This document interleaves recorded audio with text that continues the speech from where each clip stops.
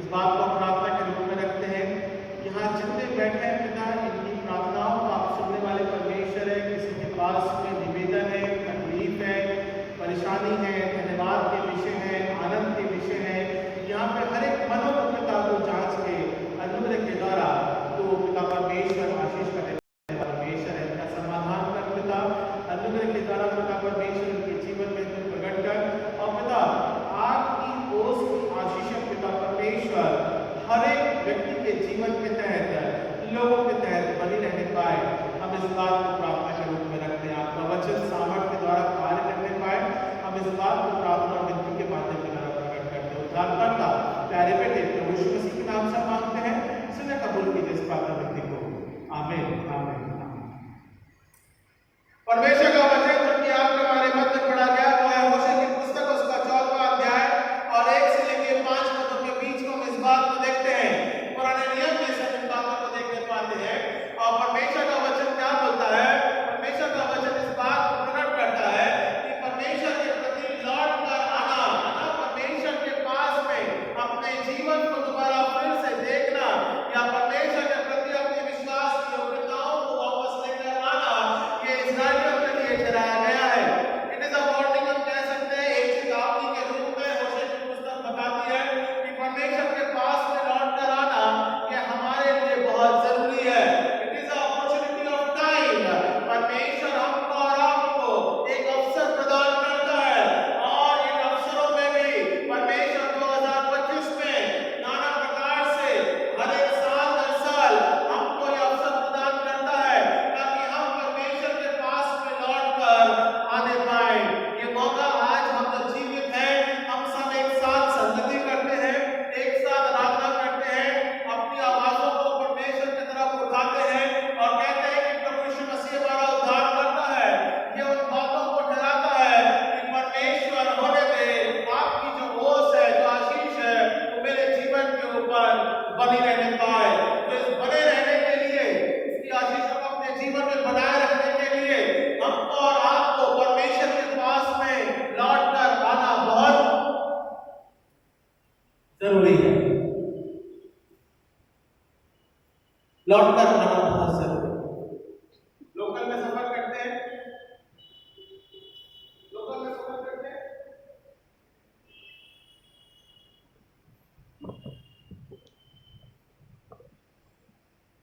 मैं सोचा पता नहीं लौट कर आना जरूरी है, तो मेरे को नीचे दिला कर नीचे आ जाता हूँ और बस बात समझाने के लिए ना। चलो लोकल में सफर करते हैं, करते हैं जैसा हम लोकल में सफर करते हैं, करते हैं कि नहीं?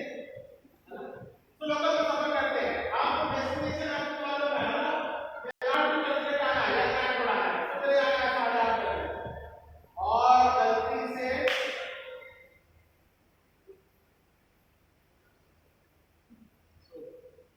बाबा जाग रहे हैं किसी बात ठीक है।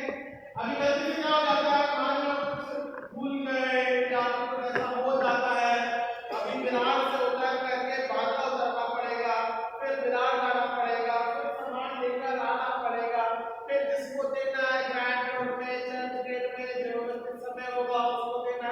तो ऐसा कभी कभार हो जाता है, डायरेक्शन कहीं का जाना है, टाइम से पहुंचना है, सामान मिस हो गया, वापस दोबारा फिर से वो जर्नी को ब्रेक करके वापस फिर जाना पड़ता है और फिर वापस आना पड़ता है।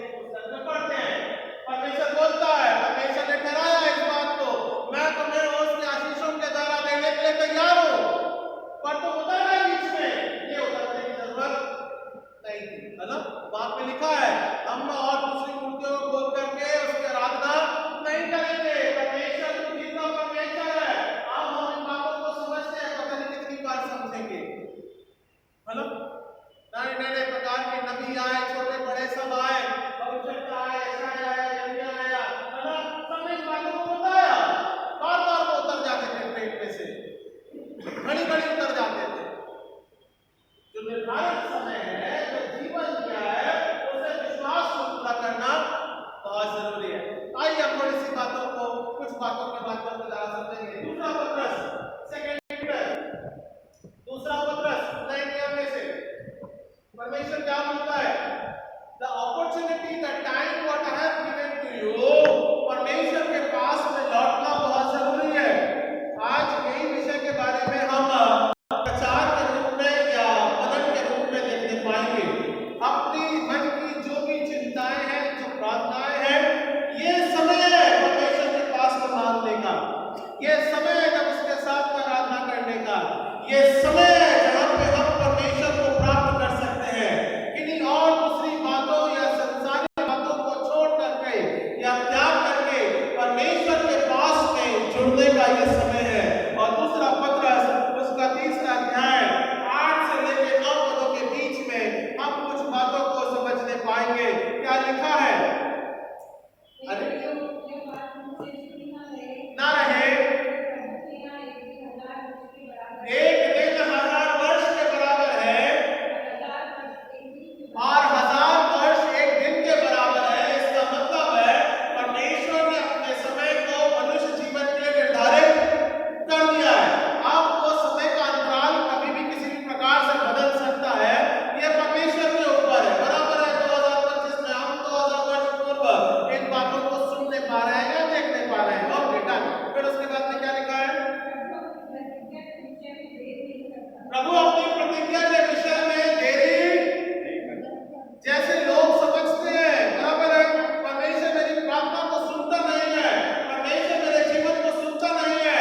होशे की पुस्तक के अनुसार इस्राएली लोग बुलाते और बुलाते रहे, पर परमेश्वर का वचन क्या बोलता है? उसके पास में लौट कर आना बहुत जरूरी है।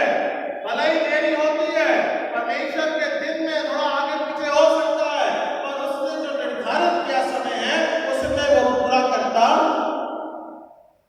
अपनी प्रतिज्ञा से वो कभी पीछे नहीं हटता। ओके, फिर उसके बाद में पर जैसा देर तुम लोग समझते हो, पर परमेश्वर क्या करता है? He is having a patience, है ना? He is waiting for the time, वो opportunity, वो समय, वो धैर्य, वो धीरज परमेश्वर हमारे लिए रखता है ताकि हम उस समय के द्वारा, उस समय के निर्धारित रूप में परमेश्वर को जानने पाए। और ये पावन संडे में से एक संडे ऐसा है जहां पे ये परमेश्वर मौका देता है कि उसकी हैकल में आके उसको हम खोजने पाए। वैसे सप्ताह भर आप खोजोगे तो नहीं मिलेगा, क्योंकि हमारा संसारिक जीवन भटका हुआ जीवन है। बराबर है, कभी जॉब है, बच्चे हैं, फैमिली है, घर की जरूरतें हैं, कुछ काम है, कुछ योजना है, सुबह 8 से लेकर 5 बजे तक का समय है, जॉब का समय है, बॉस के सुनने का समय है, तो परमेश्वर की आवाज कहां से सुनाई देगी? नाम आजकल फ्री हो गए हैं, कोई दिक्कत नहीं है ना? पर जो जॉब करते हैं वो क्या करते हैं? उसकी आवाज सुनने से पहले बॉस की आवाज क्या है वो सुनना बहुत जरूरी है। दैट इज द टाइम, है ना? दैट इज द अपॉर्चुनिटी, है ना? परमेश्वर हमको और आपको हर एक समय को पार करने का एक मौका देता है ना? मंडे टू फ्राइडे आप बॉस की सुनो, सैटरडे संडे परमेश्वर की सुनो। सैटरडे की नहीं सुनो कोई बात नहीं, एक दिन आराम कर लो, संडे तो सुनो, है ना? ये सुनना चाहिए।